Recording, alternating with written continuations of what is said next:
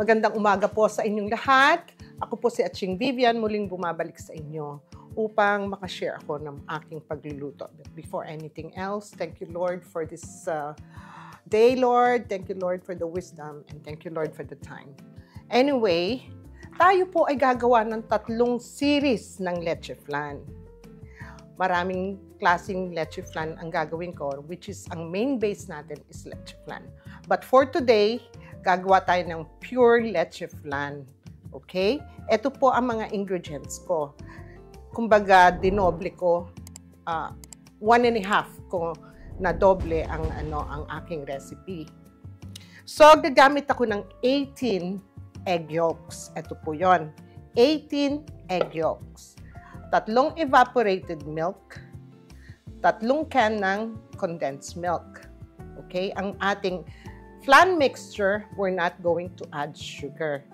And for every 6 pieces, so this is 1.5 dozen, gagamit ako ng 3 vanilla bean. I don't use vanilla extract. I always use the vanilla bean because it adds more flavor sa ating flan. You see there's sugar. Ang sugar naman pong ito ay gagamitin ko para mag-caramelize ako ng sugar. As you can see, dito po sa aking pan, naglagay ako ng 3 cups of sugar. Bakit po 3 cups? Dahil nga po sa series, 3 series ng ating leche flan, i-reserve ko na yung iba na flan. Okay? So, umpisahan po natin. At bago yon, ayusin ko muna lahat ng ito at papakita ko sa inyo ang paggawa po ng leche flan. Okay, so ito po yung 18 egg yolks, we separated the white. Yung white, pwede nyong itabi. Pwede nyong igisa yon with tomatoes or whatever, or pwede nyong gawing meringue. Alright? So ito po yung ating 18 egg yolks. So we'll just whisk it. Like I said, walang sugar ito kasi po, matamis na po itong condensed. And with the caramelized syrup na gagawin natin mamaya, masyadong tatamis ang leche flan nyo. Mauumay naman kayo masyado. Okay? So, we'll go ahead and pour all the milk. Yung 3 cans of evaporated milk. Okay? I-pour lang po natin lahat ng milk. And it's that easy. Yung po ang magandang texture. This is so creamy pag naluto. Now, we'll put in our condensed milk. The condensed milk is 14 ounce. Tapos, yung pong evaporated milk natin is 12 fluid ounce. So, we'll go ahead and put all the condensed milk.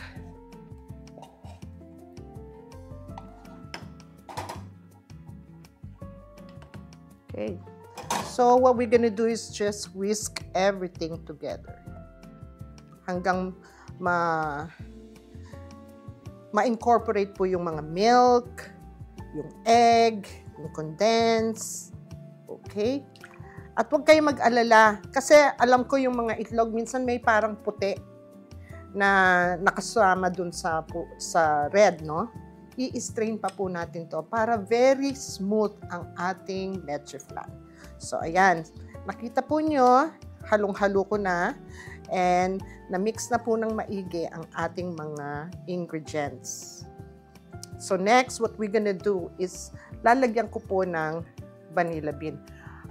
This is optional. It's just my choice. Nagagamit ako ng vanilla bean. Kasi po yung iba ginagamit vanilla extract, just fine. It's fine.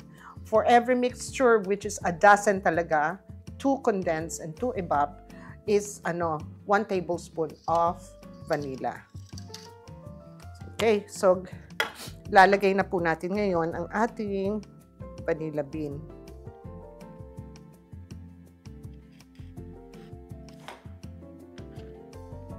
Hindi perfect ang cut ko.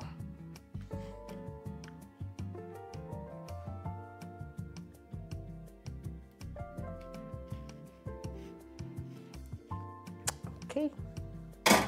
So, we'll just scrape off the vanilla bean.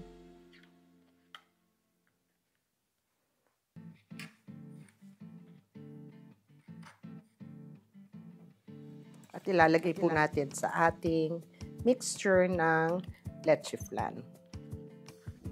Ang bango po ng vanilla bean na to, napakabango. At mas malasa ito kasi pure na vanilla ang ginagamit natin. Ayan po, nakikita ninyo ang ating vanilla bean. At atin na siyang ihahalo sa ating mixture. Just whisk it well. So now, gagawa naman po tayo ng caramel. We'll set this aside at gagawin ko papakita ko sa inyo ang paggawa ng caramel.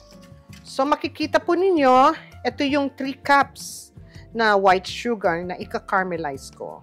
Medyo may kadamihan kasi like I said kanina, marami tayong gagawin na klaseng leche flan, which is our main base is the leche flan. So, hintayin lang natin mag-caramelize to at ihuhulog ko sa mga pan na ito.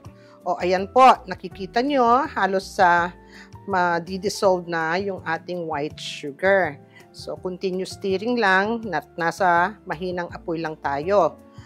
At pag natapos na ito, papakita ko sa inyo ang final itsura ng ating caramelized sugar. Yan, ang ganda, no? Hindi siya sunog. Inano ko lang siya sa mahinang apoy at dissolve na po ang ating mga white sugar. May konti pa, so matutunaw na yan sa init ng ating just continue stirring. So ngayon, papatayin ko na po yung apoy at ibubuhos ko na po ito lahat sa ating mga llanera. Yan. So, dahan-dahan ho at nako, ma-first degree burn kayo dito. So, ibubuhos lang natin sa ating mga llanera. Okay? Kailangan agad-agad nating maibuhos kasi madali itong tumigas. Okay. So, ayan na. Lagay ko na yung caramelized sugar natin. And this is the leche flan mixture. Ilalagay po natin ngayon ito sa ating mga container. But before that, we have to strain it. Okay, so i-strain muna natin ito, para maging smooth ang ating leche flan mixture. Just pour everything.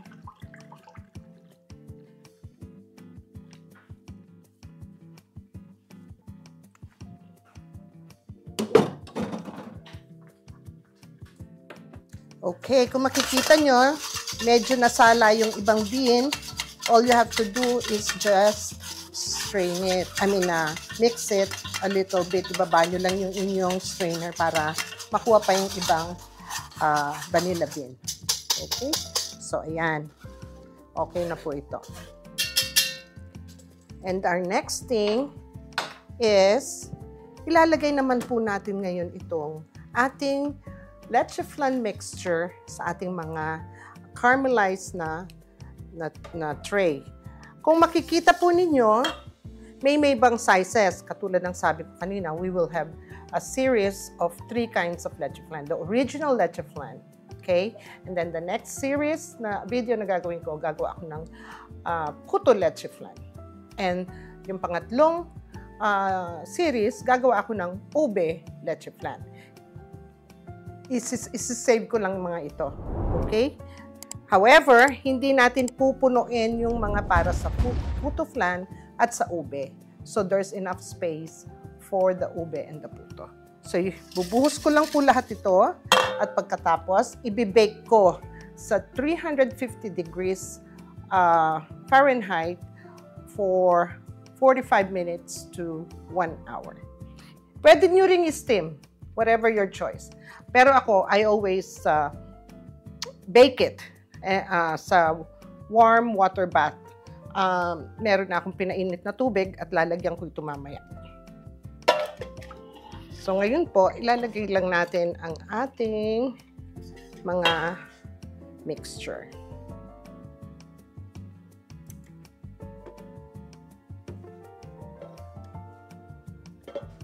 Oh, by the way, I forgot. There is one thing I need to do. Kasi po, I always put palm spray on the side lang. Para sa ganon, pag tinanggal ninyo yung puto flan o yung ube o yung leche flan, it's easier, hindi sira yung gilid. Okay, so ito ay lalagyan ko lang ng palm spray sa gilid. Just a little bit po.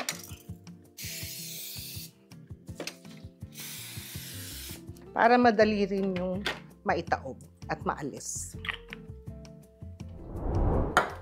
So let's continue pouring the rest of the leche flan.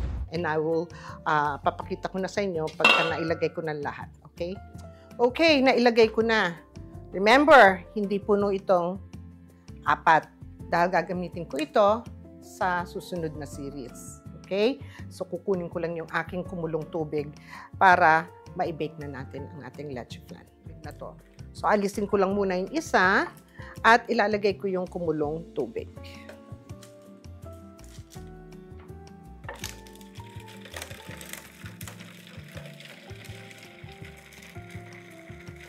Mainit po ito, kaya mag-iingat lang po kayo. Okay. That's more than enough. Basta po yung tubig ay nasa kalahati ng ating mga tray. So, ilalagay ko nitong isa. The first 30 minutes, I cover it with a parchment paper. Para sa ganun, wag siyang mangitim agad. At maging maganda ang kulay. Alright, so ilalagay ko ito sa oven. Ibibake ko sa 350 degrees for 45 minutes to 1 hour. One more thing, you know, pag chinek nyo ito in 45 minutes, pag napansin nyo, ano nyo lang toothpick, yung mga konti ang laman ay luto, tanggalin nyo na. Okay? Para po yun sa ating ano. Pero ang pinaka-main event natin ngayon is the original leche flan. Sige, lalagay ko na ito sa ano, lulutuin ko na at i-bake at babalikan ko kayo pag natapos na. Okay, natapos po ang 1 oras. Sabay-sabay silang natapos actually. Mainit pa ngayon, so let's have it rest for a while, maybe an hour or 2. Tapos balikan ko po kayo at papakita ko ang plating ng ating leche flan. Ito po, hindi ko ipapakita sa inyo dahil gagamitin natin to sa susunod kong video na kung saan gagawa po ako ng puto flan and ube flan. But before anything else, I would like to say thank you. Shout out po kay Miss Ruby Atrides of UK, si Veronica Vargas from Hawaii, Miss Feliciana Vergara, at lahat po ng hindi ko ma-mention ang iba pang names na I did mention before. Maraming salamat po sa magagandang komento na binibigay nyo. Nakakataba po ng puso and which makes me more eager na magluto para sa inyo. A step-by-step guide po lahat ang pinapakita ko sa inyo at mga tamang ingredients and measurements. Okay, so babalik po ako once lumamig na to. After an hour at papakita ko sa inyo ang ating finished product ng leche flan. Ito na po tayo. Ang aking leche flan. It looks so good. Tamang-tama ang consistency ng leche flan. This is very creamy and this is how I present my leche flan. Ayan po. Okay. Ngayon, ito na po ang ating final product ng leche flan. I hope you'll enjoy this when you make your own leche flan. So, magkita tayo muli sa part 2 ng leche flan na kung saan ako'y gagawa ng puto flan. Okay? Mag-ingat po kayong lahat and thank you po sa mga viewers, sa mga subscribers na patuloy na tinatangkilik ang aking mga videos. I appreciate that so much. God bless you all. To God be the glory. Maraming salamat po.